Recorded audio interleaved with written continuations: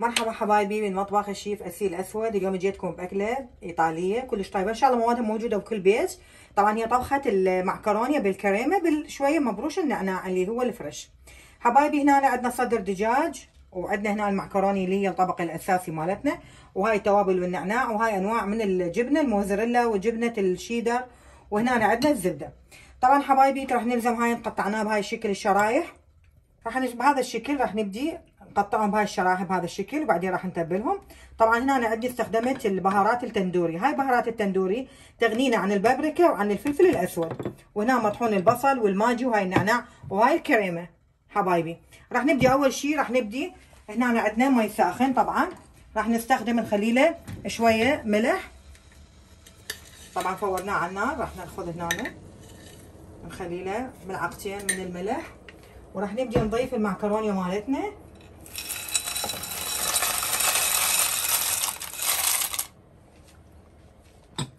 حبايبي بالوقت اللي المعكرونه يعني عفتها على النار تتطبخ، راح ناخذ هاي الشرايح مال الدجاج بهذا الشكل، راح نفردهم بهذا الشكل. طبعا هي جدا سهله، يعني اعطيكم الخطوات بالتفصيل وانتم بالبيت راح تسووها بشكل شويه اسرع ومختصر. راح نبدي اول شيء نخلي هاي بهارات التندوري بهذا الشكل، نتبلهم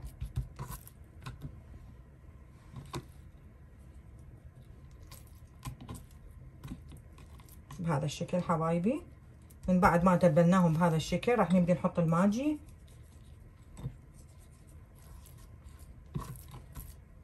ولا حد يقول لي نخلطهم سوية التوابل لانه ما راح تبين عندكم، احتمال جهه تاخذ هوايه واحتمال شويه. ونخلي هاي المطحون مال البصل، راح تستخدمون كل هاي طبعا القطع من الجهتين، وترجعون وراها تكملون الباقي. حبايبي راح نبدي اول شيء نخلي الزبد لحد ما يذوب. نبدي نخلي هاي الشرايح، طبعا انا الشرايح هنا كملتها مثل ما تشوفون كلها تبلتها بالتوابل اللي انا ذكرتها. راح يذوب الزبد وارجع ابدي اخلي قطعه قطعه وراح تشوفون. حبايبي هاي القطعه راح ابدي اخليها بهذا الشكل لحين ما تستوي، وابدي اخلي وجبات لحد ما عندي تطبخ كليتها. وطبعا المعكرونه بدات تستوي عندي، وراها راح ابدي اشوفكم الصلصه مالت الكريمه اللي انا راح ابدي اخليها ورا ما اكمل الطبخه مالتي. حبايبي هاي القطع بديت اني الوجبه الاولى طبعا دا اشوف لكم اياها لحين ما تكتمل البقيه بهذا الشكل بدون ما نضيف اي مي، فقط الزبد، يعني تطبخ هاي القطع هي بالزبد مالتها. حبايبي راح اسوي هسه الكريمه مالتنا مال هاي الاكله. طبعا عندي هنا الكريمه هاي تشوفوها، راح ابدي هنا اخليها، طبعا هي بتشوفون شكلها مثل القشطه، يعني هاي الكريمه هي مال المعكرونه دا اخليها، شوفوا هذا شكلها. راح اخليها بالخلاط، وراح اضيف لها هاي الجبنه اللي اني مالت الموزاريلا اللي اني عفوا مالت الشيدر اللي اني برشتها، وراح اضيف لها شويه ماجي. وهنا طبعا عندي هنا صلصه الصويا، انا كلش احب هاي صلصه الصويا، حيل احبها، فاخليها دائما اني بالصلصات مالتي. وراح اضربها بالخلاط وارجع لكم. حبايبي هاي الصلصه شوفوها مالت الكريمه اللي سويتها، هي جبن والكريمه مالتنا اللي شوفت لكم اياها، وشويه ماجي وشويه صويا. المعكرونه مالتي استوت طبعا، وراح بس اكمل ان شاء الله باقي القطع مال الدجاج، وراح اشوفكم باقي الخطوات.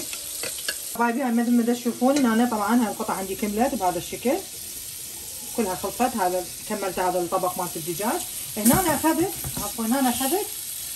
قطعه من الزبد راح اذوبها بهذا الشكل، واخذت هنا عندي بصله مفرومه فرامتها، بس انتظر شويه الزبد راح يسيح، راح اخليها حتى تشوفون الخطوات مالتي بالتدريج. راح ندير حبايبي هذا البصل اخليه شويه يتحمر، وراها ارجي اضيف عليها الصلصه مالتي.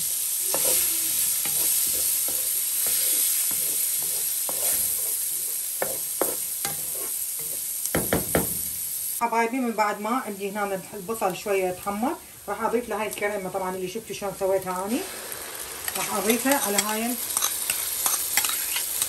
الزبد والبصل. تبعوا الخطوات المضبوط راح تشوفون في الاكله جدا طيبه.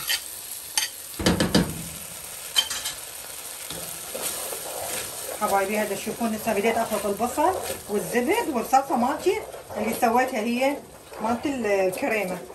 راح ابدي اضيف هاي المعكرونه عندي هنا مثل ما تشوفوها استوت وكملت. وطبعا تعرفون شلون تسلقوها المعكرونه ويا الملح، ومن تستوي تصفوها وتغسلوها بمي البارد حتى لا تصير معجنه، حتى لا تكون معجنه حبايبي. هذا الشكل مثل ما تشوفون شلون دا اخلطها. راح اضيف هاي جبنه الموزاريلا وياها، وطبعا كلها على الطباخ ماكو فرن، كل هالخلطه راح تكون على الطباخ. وراح نبدي نخلطها بهذا الشكل.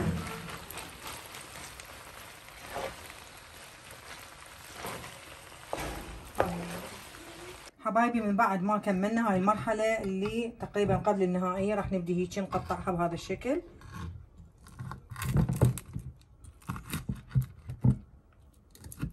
راح تبدون تقطعوها بهذا الشكل حبايبي.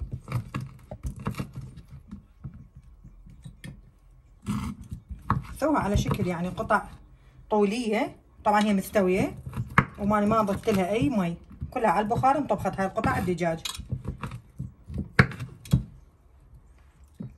مثل ما تشوفون كملنا هاي. هسه راح نبدي نرصفها بهذا الشكل.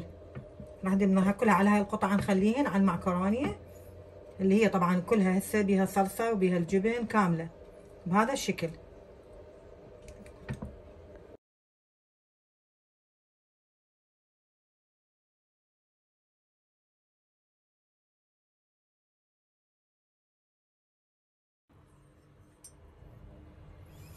حبايبي مثل ما تشوفون الاكله مالتي جهزت.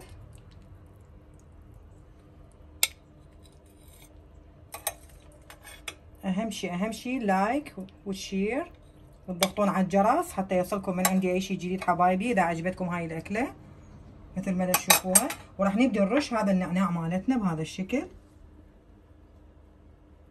طبعا اكله جدا طيبه وسهله ايطاليه هي حبايبي. اذا عجبتكم ابدا تنسون اللايك والشير وتضغطون على الجرس حتى يوصلكم من عندي اي شيء جديد حبايبي. وشكرا لكم للمتابعه من مطبخ الشيف أسيل أسود.